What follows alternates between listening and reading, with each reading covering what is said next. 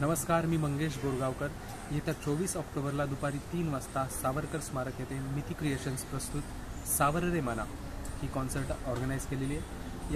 या कॉन्सर्टमध्ये मी आणि सावनी रवींद्र आपला सगळ्यांचा आवडता संगीतकार निलेश मोरे याची गाणी सादर करतोय.